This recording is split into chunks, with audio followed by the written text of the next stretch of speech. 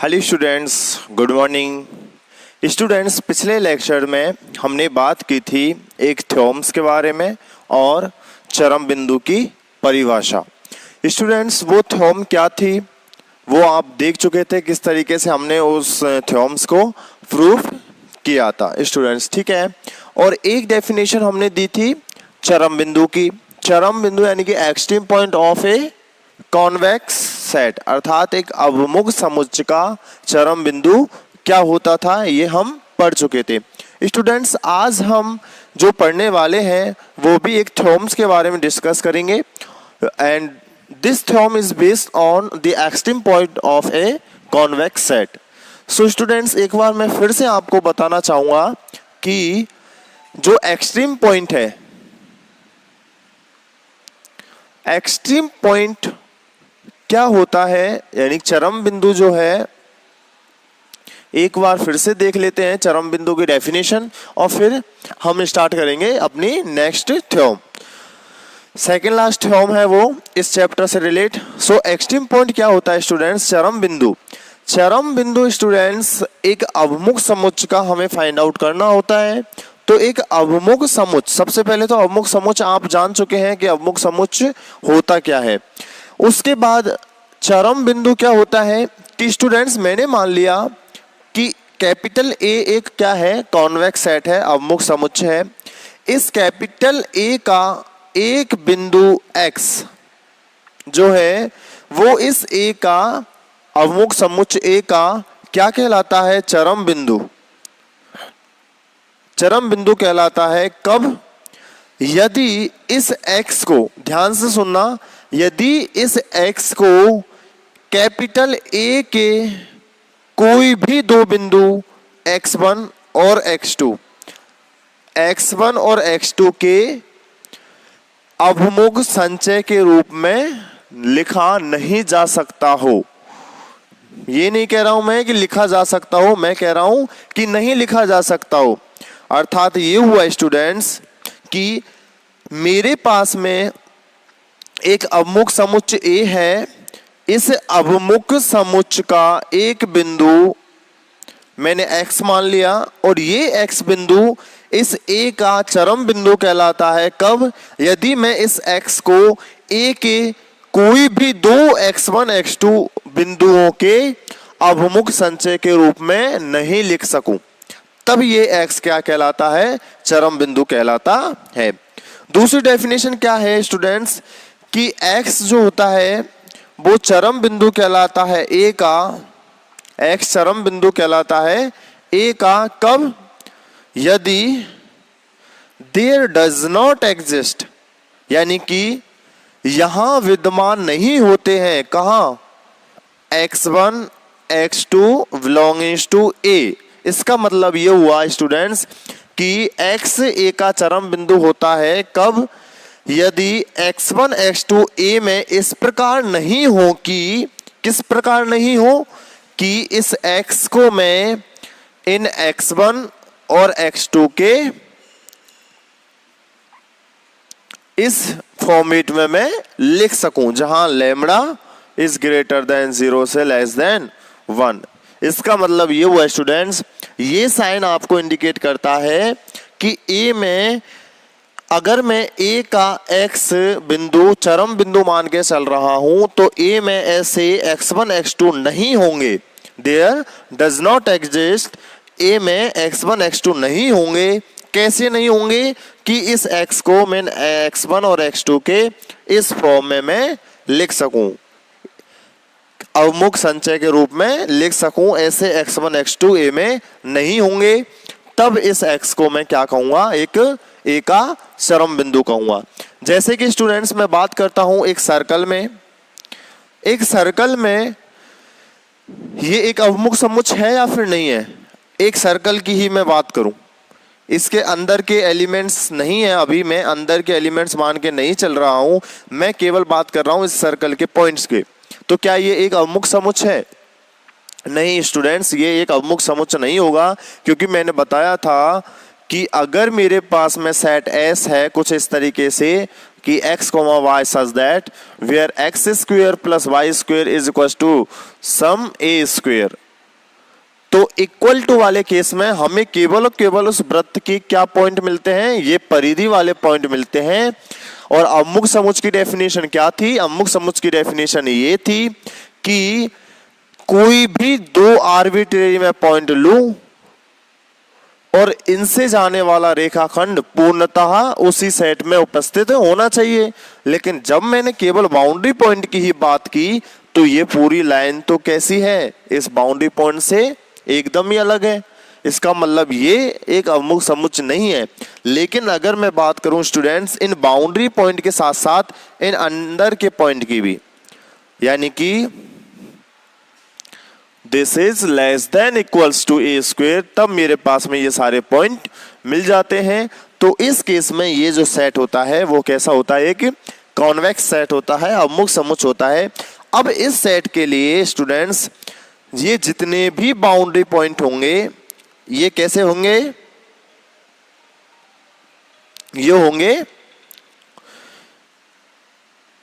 चरम बिंदु, extreme point. जितने भी बिंदु होंगे ये सारे चरम बिंदु होंगे, क्योंकि इनमें से कोई भी एक पॉइंट को मैं उठाऊं तो ऐसे बिंदु यहां पे नहीं होंगे इस सेट में कि इस पॉइंट को मैं किन्हीं भी दो बिंदुओं के इस लीनियर कॉम्बिनेशन में लिख सकूं। तो जितने भी पॉइंट होंगे वो कैसे होंगे स्टूडेंट्स, सारे एक्सट्रीम पॉइंट होंगे। जैसे कि मैं कोई भी बहुभुज की बात करता हूं तो इसके जितने भी ये कॉर्नर पॉइंट होते हैं ये सभी कैसे होते हैं, एक्सट्रीम पॉइंट, क्योंकि इस पॉइंट को मैं इस सेट के किन्हीं भी दो बिंदुओं के लीनियर कॉम्बिनेशन में नहीं लिख सकता। तो इस तरीके से स्टूडेंट्स बात होती है एक्सट्रीम पॉइंट की, अर्थात चरम बिंदु की। अब चरम बिंदु पे बेस हम एक थ्योरम्स करेंगे, चलिए देखते हैं।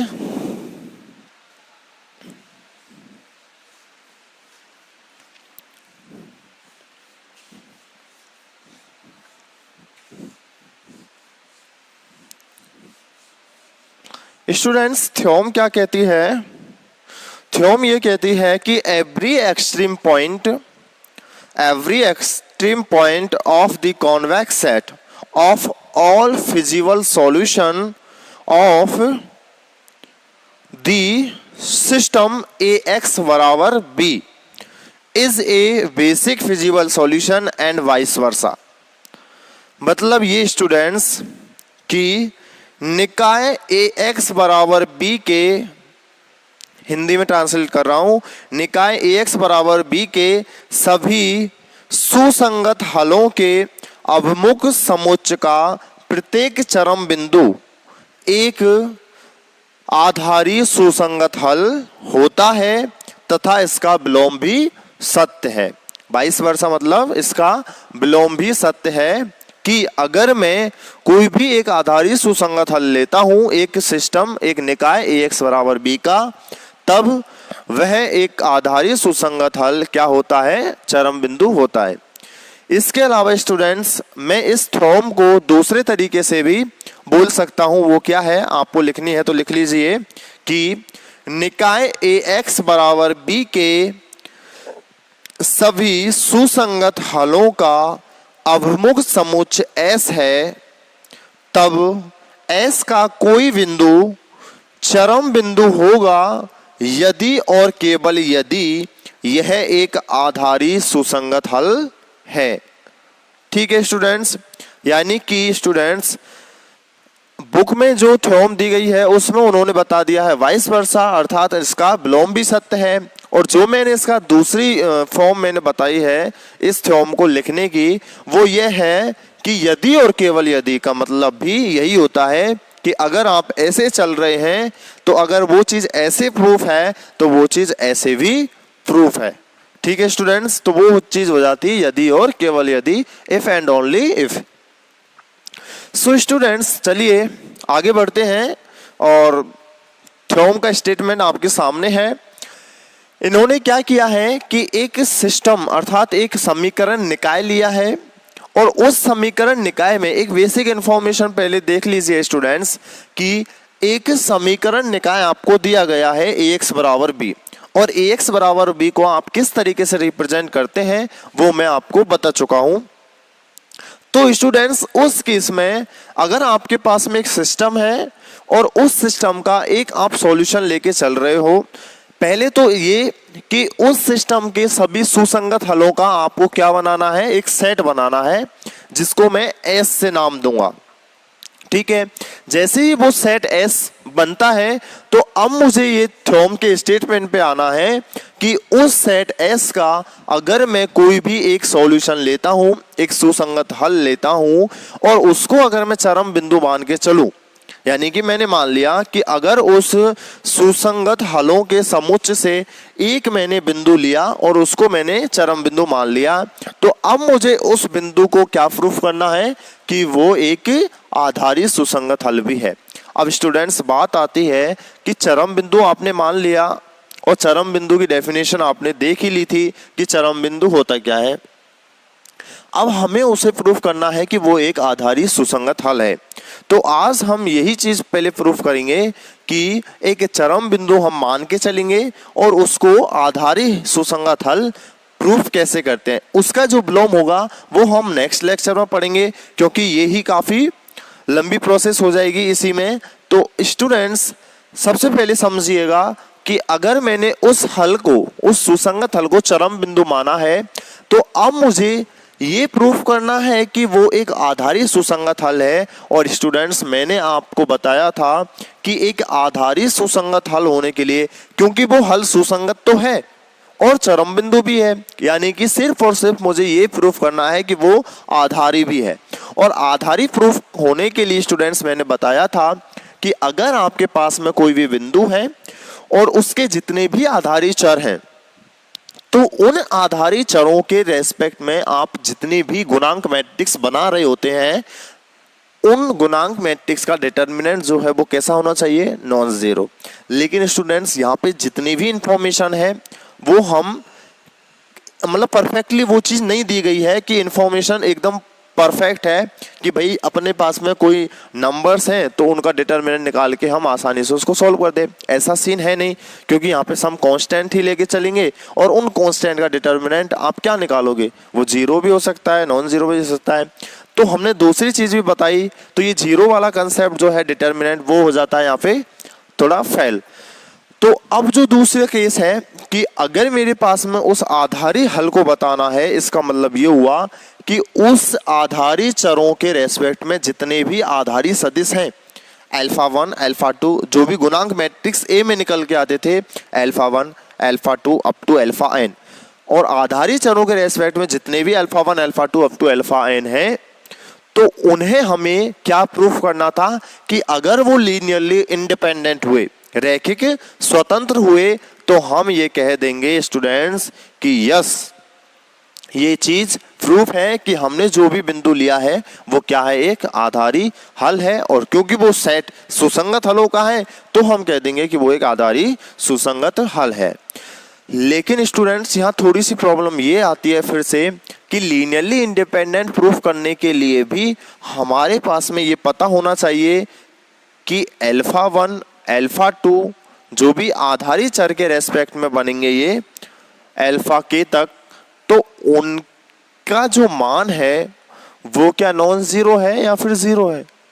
क्योंकि जब मैं इनको लीनियरली इंडिपेंडेंट प्रूफ करूंगा तो इसका मतलब मैं ये करूंगा कि lambda 1 alpha 1 plus k lambda 2 alpha 2 plus and so on lambda के अल्फा के इज इक्वल टू जीरो। और लीनियरली इंडिपेंडेंट प्रूफ करने के लिए मुझे ये कैसे चाहिए, नॉन जीरो, क्योंकि लीनियरली इंडिपेंडेंट के लिए क्या होता है, एवरी लैम्डा इज जीरो। लेकिन जब मेरे पास में इन्हीं के बारे में इंफॉर्मेशन नहीं है तो फिर मैं एल कैसे प्रूफ कर सकता हूं, क्योंकि अगर मेरे पास में इनकी इंफॉर्मेशन होती तब तो मैं ये कह देता कि अगर ये नॉन जीरो होते तो मैं इनको जीरो बता देता, क्योंकि इक्वल टू में जीरो है। जब ये टर्म नॉन जीरो है, ये टर्म नॉन जीरो है, ये भी नॉन जीरो है, तो इनके मल्टीपल में जीरो होने चाहिए।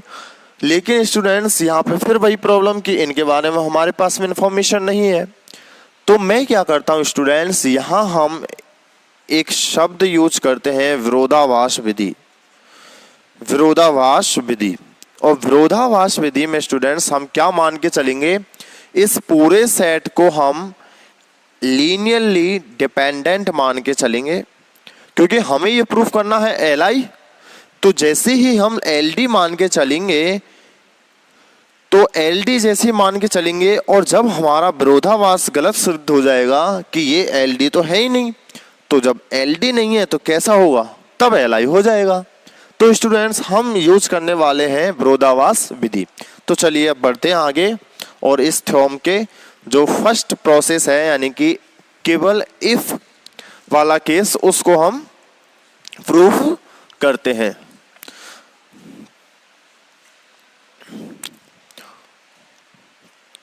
तो स्टूडेंट्स देखिएगा, आपके पास में जो आपका प्रूफ है पूरा, वो बुक में एज इट इज दिया गया है।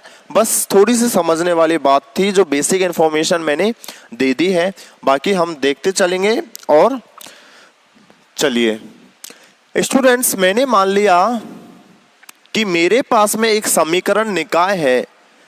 माना समीकरण निकाय में मेरे पास में n चर है और m समीकरण है। n चर और m समीकरण का मेरे पास में समीकरण निकाय है।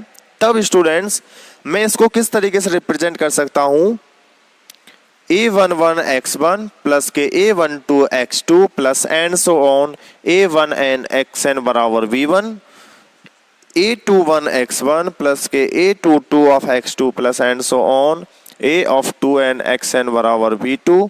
इसी तरीके से a of m1, equation of number of equation m है, तो m मैंने दे दिए, a of m2 of x2 plus and so on a of mn xn बराबर bm। ठीक है, ये समीकरण निकाय मेरे पास में मिल जाता है। तो इसको मैं कैपिटल ax बराबर b भी लिख दूंगा। और अब क्या करना है, कैपिटल a को मैं किस तरीके से लिख सकता हूँ, alpha 1 alpha 2 up to alpha n। ठीक है, और b बराबर b1 b2 up to bm।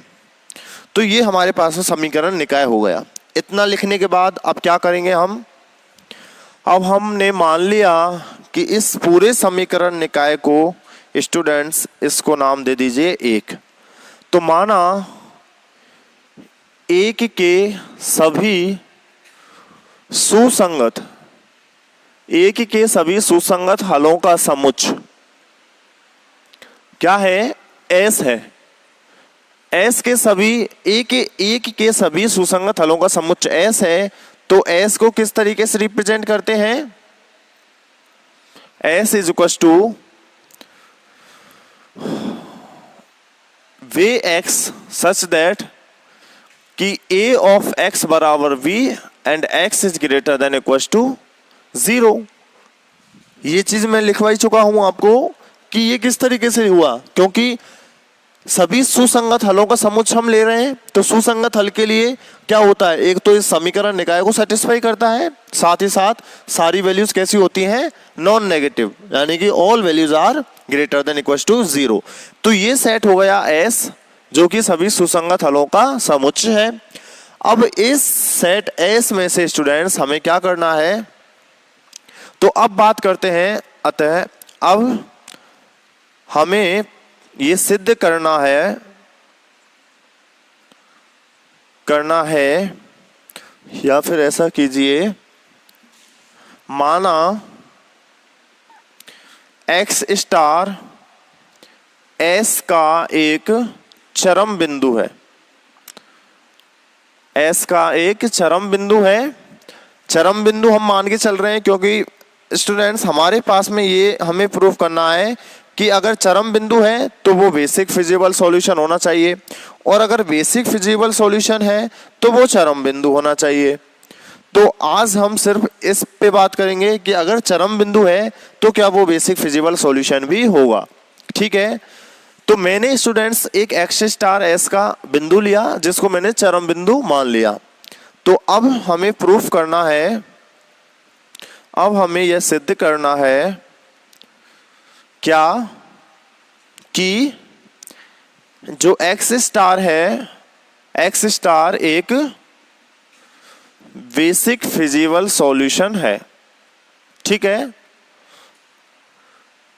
एक बेसिक फिजिबल सॉल्यूशन है अर्थात एक आधारी सुसंगत हल है। तो आधारी सुसंगत हल के लिए स्टूडेंट्स, अब क्योंकि एक्स स्टार सबसे पहले तो belongings to S, so this implies that A of X star बराबर B and X star is greater than equal to 0। ठीक है, क्योंकि इसी सेट में से मैंने ये लिया है तो इसको भी सेटिस्फाई करेगा और इसको भी सेटिस्फाई करेगा। नाउ अब स्टूडेंट्स मैंने मान लिया कि एक्स स्टार जो है वो कुछ इस तरीके से है, x1 x2 up to x k comma 0 0 0। क्योंकि स्टूडेंट्स ये एक क्या हल है, हमें इसको आधारी हल प्रूफ करना है। तो आधारी हल में स्टूडेंट्स जैसा कि मैंने यहाँ पे आपको बात की है कि m समीकरण है और n चर है, तो उस केस में हम क्या करते थे, आधारी चर के लिए n माइनस m चरों को 0 मान के चलते थे। तो मैंने स्टूडेंट्स क्या किया, यहाँ पे मैंने मान लिया कि केवल मेरे पास में k चर जो हैं वो क्या है, नॉन जीरो हैं, और ये जो n माइनस के k हैं वो कैसे हैं, 0 हैं। ठीक है, तो इस x स्टार को मैंने कुछ इस तरीके से डिफाइन कर दिया कि मेरे पास में x स्टार कुछ इस तरीके से है, जहां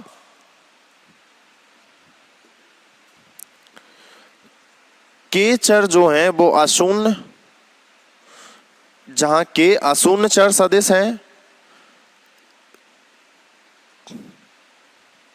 तथा n माइनस के शून्य चर।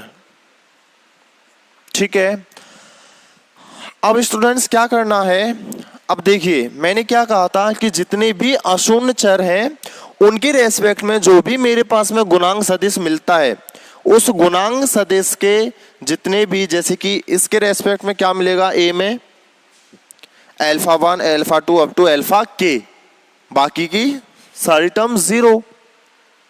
तो देखिए अल्फा k, अतः एक्स स्टार को बेसिक फिजिबल सॉल्यूशन सिद्ध करने के लिए यह पर्याप्त होगा कि क्या, कि अशून्य चर सदिश, अशून्य चर के संगत, अशून्य चरों के संगत गुणांक सदिश कौन कौन से हैं, alpha 1 alpha 2 up to alpha k linearly independent है।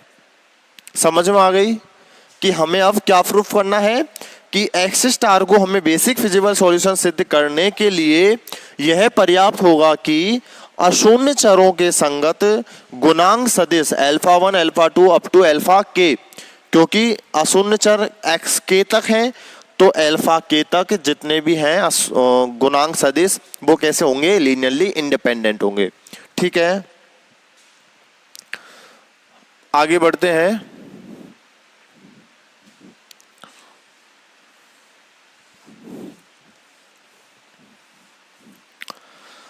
तो स्टूडेंट्स यहां तक मैंने ये चीज लिख ली पूरी कि हमें इसको एलआई प्रूफ करना है। तो मैंने कहा था कि एलआई को हम किस तरीके से प्रूफ करेंगे, विरोधाभास विधि से। तो मैंने मान लिया कि alpha 1 alpha 2 up to alpha k क्या है, LD है, या फिर ऐसा लिख लीजिए रैखिक आश्रित है, रैखिक आश्रित कोष्टक में लिख लीजिए LD है।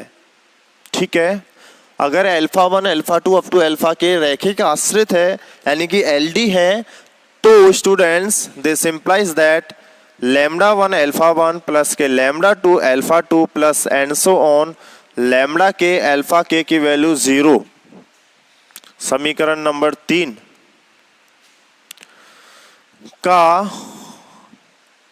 कम से कम, अब क्योंकि मैंने इसको एलडी माना है तो एलडी के लिए क्या होता था कि कम से कम एक लैम्बडा जो आई है, यानी कि एक या तो lambda 1 lambda 2 up to lambda k में से कम एक तो ऐसा होगा। मैंने कहा था कि एलडी के लिए कम से कम एक एलआई जो होता था वो कैसा होता था, नॉन जीरो। तो इसका कम से कम एक लैम्बडा आई जो है वो कैसा होता है, एक लैम्बडा आई अशून्य होगा, नॉन जीरो होगा। अब कम से कम एक लैम्बडा आई नॉन जीरो है, इसका मतलब ये हुआ, अर्थात मैं ये लिख सकता हूं स्टूडेंट्स कि देखिए x1 से xk तक कैसे थे, नॉन जीरो थे, बाकी के सभी 0 0 n तक 0 थे, ठीक है। तो अगर इनमें से कोई भी एक नॉन जीरो है और जब मैं इसको इस पूरे अपने जो एक्स स्टार था इसको भी अगर लैम्बडा आई के लीनियर कॉम्बिनेशन में लिखूंगा तो स्टूडेंट्स इनके रेस्पेक्ट में कम से कम एक लैम्बडा आई मुझे क्या मिलेगा, वो भी नॉन जीरो मिलेगा। तो मैंने क्या किया, मैंने कम से कम छोटी वैल्यू ले ली, minimum of lambda i not equal to 0, कौन सी, upon mod of lambda i, ठीक है।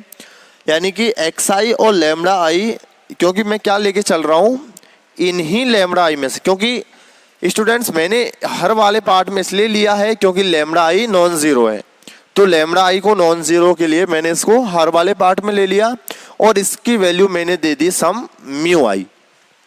मैंने ये ले लिया कि इन एक्स आई अपॉन लैम्बडा आई में से सबसे मिनिमम वैल्यू क्या है, म्यू आई है, for every I 1 to k। तो इनमें से सबसे छोटी वैल्यू इनकी वो क्या है, म्यू आई है। अतः मैंने मान लिया कि यहां एक एप्सिलॉन इज ग्रेटर देन 0 इस प्रकार है कि एप्सिलॉन एक छोटी से छोटी संख्या होती है, तो वो एप्सिलॉन इस प्रकार है कि जो म्यू है वो ग्रेटर देन एप्सिलॉन है, ठीक है। सो अतः x i upon mod of lambda i is greater than equal to mu i is greater than epsilon, ठीक है। क्योंकि ये वाली टर्म है मिनिमम से मिनिमम, तो जितनी भी ये मिनिमम है एप्सिलॉन जो होगी वो बहुत ही छोटी से छोटी हम क्वांटिटी लेके चलते हैं, तो ये टर्म पूरी इसके ग्रेटर देन हो गई। इसका मतलब ये हुआ स्टूडेंट्स कि x i upon mod of lambda i is greater than epsilon. So this implies that xi upon xi is greater than epsilon mode of lambda I, यानी कि this implies that xi is greater than plus minus epsilon lambda i, क्योंकि mod है तो mode किस में खुलता है, plus minus में। तो इसका मतलब ये हुआ कि xi की जो वैल्यू होगी वो तो होगी एक epsilon lambda i and xi is greater than minus epsilon lambda i. इसका मतलब ये हुआ स्टूडेंट्स कि xi minus k epsilon lambda i is greater than 0 and xi plus k epsilon lambda i is also greater than 0। यानी कि ये दो term मुझे मिली जब मैंने इस एक्स स्टार के उन एक्साइज को लिया जो कि नॉन जीरो थे, उनके रेस्पेक्ट में एक लैम्बडा आई सेलेक्ट किया और उस लैम्बडा आई के लिए मैंने ये सारी प्रोसेस की। अब देखिए स्टूडेंट्स इसका क्या फायदा है, इस चीज का फायदा क्या होगा कि अगर जैसे ही मुझे ये xi माइनस एप्सिलॉन लैम्बडा आई मिले और xi plus k epsilon lambda आई मिले, तो यहां से स्टूडेंट्स मैं क्या करता हूं, इन्हीं के रेस्पेक्ट में दो बिंदु मुझे मिल जाते हैं। वो कैसे, देखिएगा,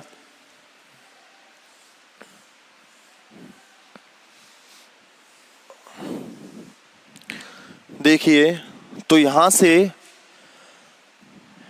x1 बराबर क्या क्या चीज हो जाएगी, x1 minus k lambda 1 epsilon comma x2 minus k lambda 2 epsilon comma and so on xk minus k lambda k epsilon comma 0 0 up to 0। ठीक है, एक पॉइंट मुझे ये x1 मिल जाएगा जो कि कैसा होगा, ग्रेटर देन 0, और एक पॉइंट मुझे मिल जाएगा x2, कौन सा, x1 plus k lambda epsilon lambda 1 epsilon, x2 plus k lambda 2 epsilon and so on xk plus k lambda k epsilon comma 0 0 0। ठीक है, सो स्टूडेंट्स जहां ऐसे लिख दीजिए x1 is greater than 0 equals to and x2 is also greater than equals to 0। अब देखिए students, मेरा ये सब कुछ करने का उद्देश्य क्या था, उद्देश्य यही था कि मुझे ये चीज अगर मैं LD मान के चला हूं और मुझे प्रूफ क्या करना था, इस सेट को LI, तो LI जब प्रूफ करना था, एक मिनट देख लीजिए, x स्टार को मैंने चरम बिंदु लिया था, साथ ही साथ मुझे अब इस x स्टार को LI भी प्रूफ करना है, sorry alpha 1 alpha 2 up to alpha k को। तब मैं क्या कह दूंगा अगर ये चीज प्रूफ हो जाएगी तो कि x स्टार एक आधारित सुसंगत हल है। तो अगर मैं इस x स्टार को चरम बिंदु लेके चला हूं और यहाँ पे मैंने इसको LD मान लिया है, तो स्टूडेंट्स जैसे ही मुझे ये दो बिंदु मिले x1 x2 जो कि ग्रेटर देन इक्वल टू 0 है दोनों ही, अब मैं अगर यहाँ से ये भी फाइंड आउट कर लूँ स्टूडेंट्स कि a x1 बराबर b और a x2 बराबर b, इसका मतलब ये हुआ कि ये भी कंडीशन सेटिस्फाई, ये भी कंडीशन सेटिस्फाई। इसका मतलब क्या होगा कि जो x1 x2 होंगे ये कहां से होंगे, सेट S से, और जब x1 x2 सेट S से हो जाएंगे तो अब मुझे ये प्रूफ करना होगा कि क्या मैं ये लिख सकता हूं कि क्या उस x स्टार को मैं इन लैम्डा x1 प्लस के 1 माइनस के लैम्डा x2 के फॉर्मेट में लिख सकता हूं या फिर नहीं। क्योंकि जैसे ही अगर मैं ये सब कुछ मान के चल रहा हूं तो, और ये अगर मुझे प्रूफ हो गया, इसका मतलब क्या हुआ कि ये x स्टार चरम बिंदु है ही नहीं, क्योंकि चरम बिंदु तो इस दो पॉइंटों के उस एक अवमुख संचय के रूप में लिखा ही नहीं जा सकता। तो स्टूडेंट देखिएगा आगे आगे क्या होता है कि सबसे पहले तो मुझे ये चाहिए कि ax1, now ax1 is equal to, a कितना है, a क्या था, a था alpha 1 alpha 2 up to alpha k comma alpha k plus 1 and so on alpha n into x1 क्या है, x1 ये रहा x1 minus lambda 1 epsilon, x2 minus k lambda 2 epsilon and so on xk minus lambda k epsilon and so on, sorry ये 0 0 up to 0। ठीक है, सो यहां से मुझे ये पॉइंट मिल जाएंगे और यहां से देखिए सॉल्यूशन जैसे मैं करता हूं तो इसको मैंने इससे गुना किया तो मुझे क्या मिलेगा, alpha 1 x1 minus k alpha 1 lambda 1 epsilon, alpha 2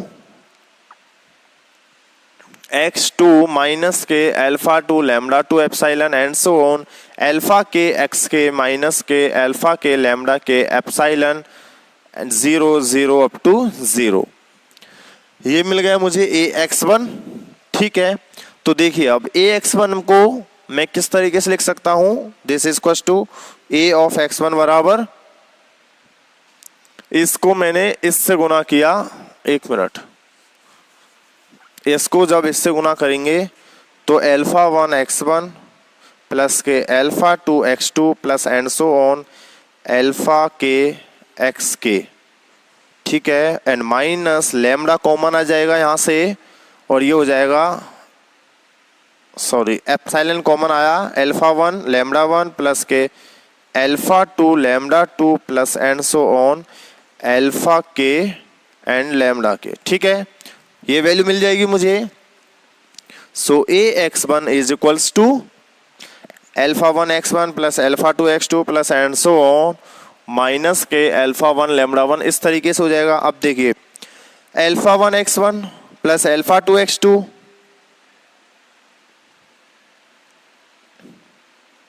alpha के x के minus alpha one lambda one alpha one lambda one alpha to lambda two alpha k lambda के इज इक्वल टू 0, तो ये वैल्यू 0 मिल गई।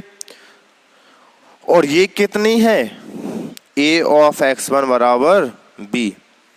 ये समझ में आई b कहां से आया, ये b कहां से आया, ये b जब आपने x स्टार को x1 x2 up to x के माना था, बाकी की 0 माने थे, तो इस x स्टार के लिए जब आपने इस तरीके से ये पॉइंट माना था तो a ऑफ x स्टार बराबर क्या था, b।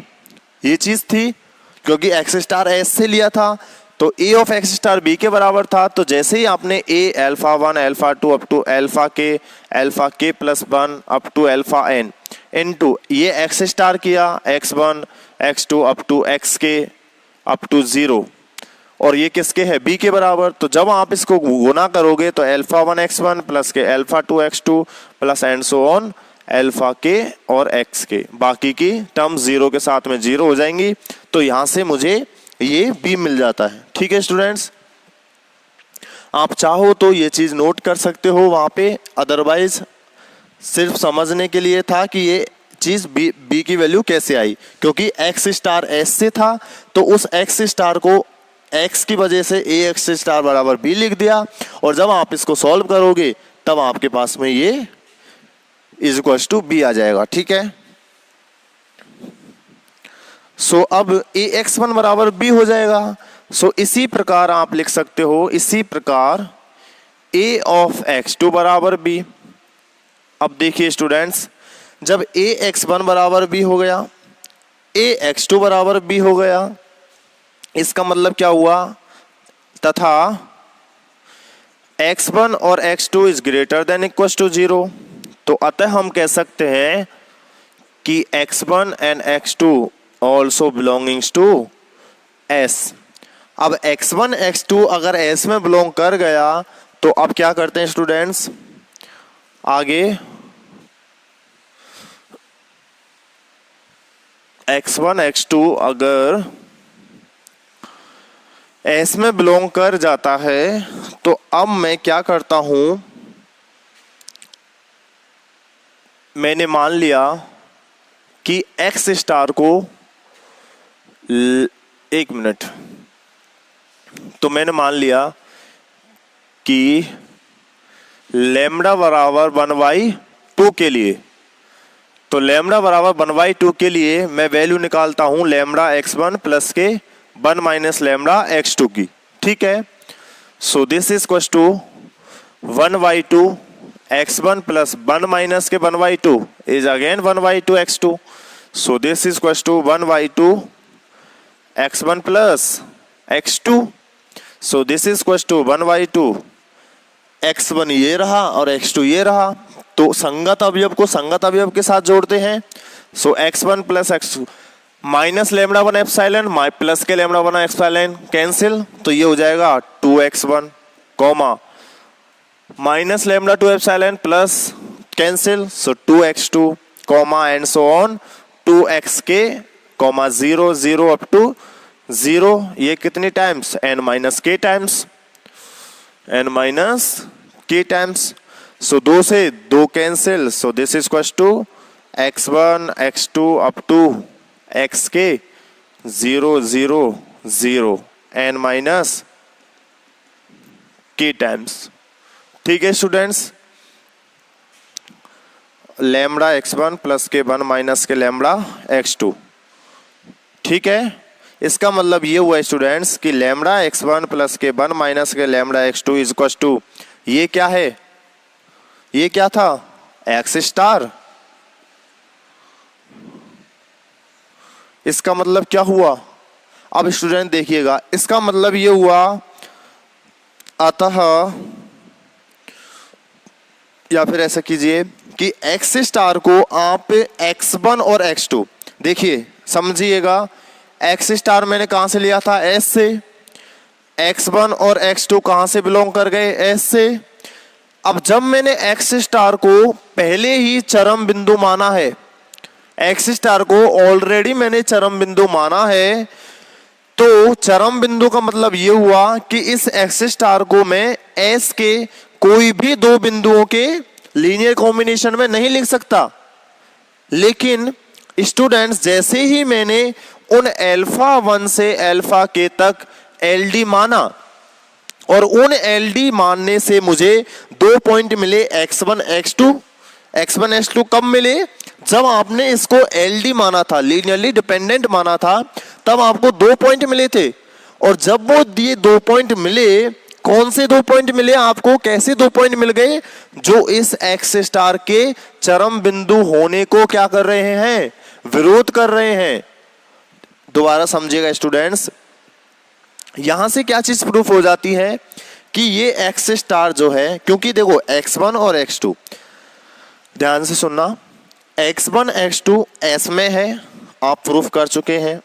साथ ही साथ ये भी प्रूफ कर चुके हैं कि ये एक्स स्टार भी s में था, जो कि इन दोनों के लीनियर कॉम्बिनेशन में लिखा जा रहा है। इसका मतलब ये हुआ, यहां से तो ये प्रूफ हो रहा है कि एक्स स्टार चरम बिंदु नहीं है। एक्स स्टार चरम बिंदु क्या है? नहीं है।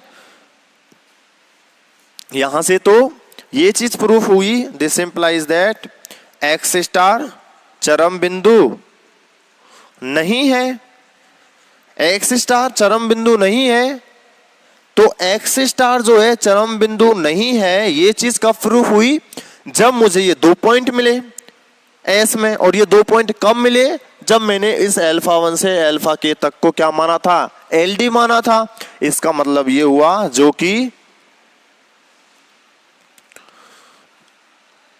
हमारी मान्यता जो हमने माना था, मान्यता का क्या माना था कि एक्स स्टार एक चरम बिंदु है। क्या है? विरोधाभास है, जो कि हमारी मान्यता का विरोधाभास है। अतः स्टूडेंट्स, हम ये कह सकते हैं कि alpha 1 alpha 2 up to alpha k क्या है? एक लीनियरली इंडिपेंडेंट सेट है। हो गए स्टूडेंट्स प्रूफ? हमें यही तो चाहिए था कि अगर एक्स स्टार एस में है, जिसको मैंने चरम बिंदु माना था, तो अब मुझे ये प्रूफ करना था कि अल्फा 1 से अल्फा के तक, क्योंकि एक्स स्टार जो था वो मेरे पास में एक्स के तक था, इसका मतलब इनके रेस्पेक्ट में जितने भी गुणांक सदिश होंगे वो एलआई होनी चाहिए। तो एलआई प्रूफ करने के लिए हमने कौन सी विधि यूज ली? विरोधाभास विधि। और उस विरोधाभास विधि के लिए स्टूडेंट्स मैंने देखा कि भाई जब मैं इसका एलडी लेके चल रहा हूं इसको, तो मुझे ऐसे 2 पॉइंट एस में मिल जाते हैं जो इस एक्स स्टार को चरम बिंदु होने से विरोध करते हैं।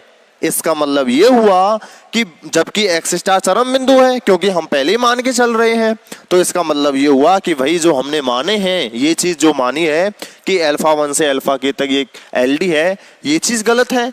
तो मैं यहां से ये कह सकता हूं कि एक्स स्टार चरम बिंदु नहीं है, यहां से, जो कि हमारी मान्यता का विरोधाभास है। अतः अल्फा 1 से अल्फा के तक एक एलआई सेट है, एलआई सदिश है या फिर सेट है, ऐसे लिख दीजिए, सदिश है। और जैसे ही मुझे ये एलआई मिला, इसका मतलब ये हुआ स्टूडेंट्स कि एक्स स्टार क्या है? एक्स स्टार एक आधारी सुसंगत हल है, बेसिक फिजिकल सॉल्यूशन। तो देखा स्टूडेंट्स, इतनी सी चीज को प्रूफ करने के लिए कई बार हमें इतना लंबा प्रोसेस करना पड़ जाता है, क्योंकि वो सारी चीजें कब करनी पड़ती हैं? क्योंकि विरोधाभास जो विधि है स्टूडेंट्स, वो कुछ लंबे प्रोसेस से ही प्रूफ होती है। और खासकर इन चीजों में कि जब आप चरम बिंदु से होते हुए जा रहे हो और उस पहले चरम बिंदु को भी विरोध कर रहे हो, क्योंकि आपने एलडी माना था। अब देखो, एलडी माना था, एलडी मानने से आपने वो पूरी प्रोसीजर की थी जहां आपको 2 पॉइंट मिले थे x1 x2, और इन 2 पॉइंटों ने आपको ये बताया कि ये दोनों पॉइंट तो एस से ही हैं, सेट एस से ही है। और साथ ही साथ आपने देखा कि एक फिक्स वैल्यू लैम्डा बराबर हाफ के लिए लैम्डा बराबर हाफ के लिए आप इसको इस एक्स स्टार को किस तरीके से लिख सकते हैं, lambda x1 plus 1 minus lambda x2, जो कि ये प्रूफ करता है कि एक्स स्टार चरम बिंदु नहीं है। लेकिन ये हमारी मान्यता का क्या हो जाता है, विरोधाभास। अतः जो हम मान रहे थे कि ये जो चीज है वो एलडी है, तो वो क्या हो जाती है, गलत साबित। इसका मतलब ये हुआ कि अल्फा 1 से अल्फा के तक एक एलआई सदिश है, और एलआई सदिश होते ही हमारा काम हो जाता है कंप्लीट, और हम कह देते हैं कि एक्स स्टार जो आपने माना था वो एक क्या है, आधारी सुसंगत हल है। बाकी स्टूडेंट्स जो इसका विलोम है, प्रतिलोम है, 22 वर्षा है, उसको हम नेक्स्ट लेक्चर में प्रूफ करेंगे। मैं सोच रहा हूँ आज के लिए बहुत हो गया है ये, ठीक है। तो आप ध्यान से देखिएगा वीडियो को और धीरे धीरे समझने की कोशिश कीजिएगा। मैंने हर एक चीज़ को 2-2, 3-3 बार रिपीट की है स्टूडेंट्स, सिर्फ इसलिए ताकि आपके समझ में अच्छे से ये थ्योरम बैठ जाए, ठीक है स्टूडेंट्स। बाकी हम नेक्स्ट लेक्चर में इसका प्रतिलोम सिद्ध करेंगे। प्रतिलोम क्या है कि अगर मैं इस एक्स स्टार को बेसिक फिजिबल सॉल्यूशन लेके चलता हूं तो मुझे प्रूफ करना है कि ये एक चरम बिंदु है, ठीक है स्टूडेंट्स। तो वो हम नेक्स्ट लेक्चर में मिलते हैं। बाकी आज के लिए आपके पास में बहुत कुछ काम हो गया है, ये थ्योरम्स का फर्स्ट पार्ट प्रूफ करना, ठीक है स्टूडेंट्स। नेक्स्ट लेक्चर में मिलते हैं। Thank you.